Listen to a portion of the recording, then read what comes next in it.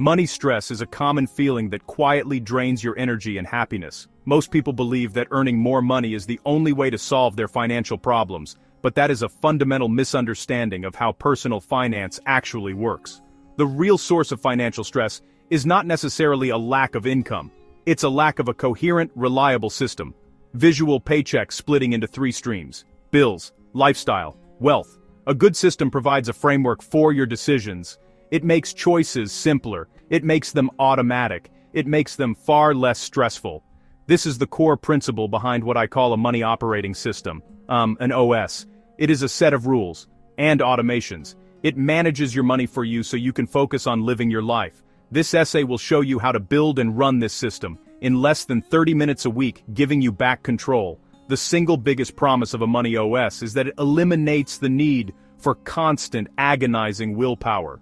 Think about how many diets fail. People start with immense motivation, counting every calorie, resisting every temptation. But willpower is a finite resource. Eventually it runs out, and you end up back where you started. The same is true for money. Relying on sheer discipline to save more, spend less, invest consistently, is a strategy destined for failure. A system, on the other hand, works quietly in the background. It automates the important decisions. Saving. Before you can build anything meaningful, you must first understand your foundation. In personal finance, this foundation is built upon 4 critical numbers that tell the complete story of your money. These are not complicated metrics, they are simple figures you can find or calculate with minimal effort. The first number is your total monthly income after taxes. This is the starting point for everything, the total amount you have to work with each month. The second number is your total fixed costs.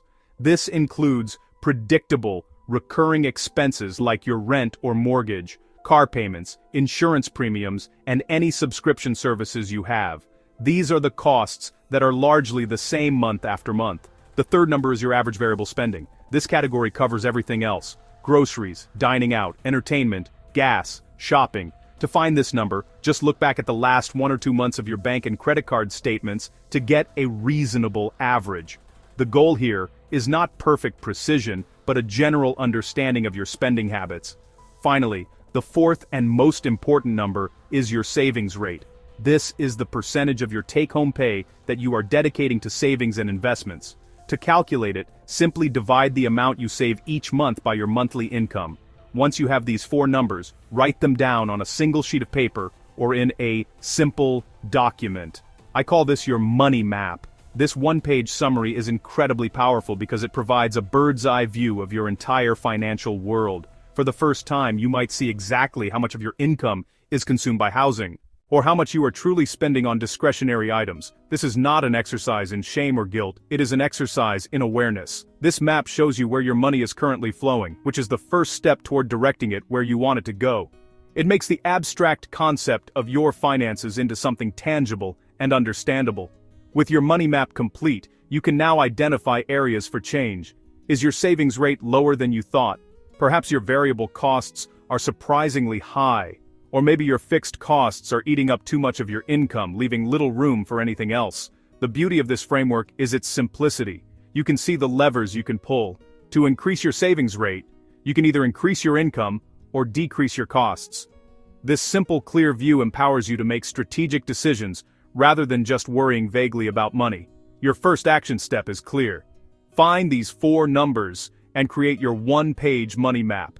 This is the foundational diagnostic that makes all the next steps possible. Many traditional budgets fail because they're far too restrictive and demand exhausting tracking. They force dozens of small, painful decisions every day, which leads to burnout. Simplify your cash flow with a 3-bucket system. Instead of 20 budget categories, divide money into 3 accounts: bills, lifestyle, wealth.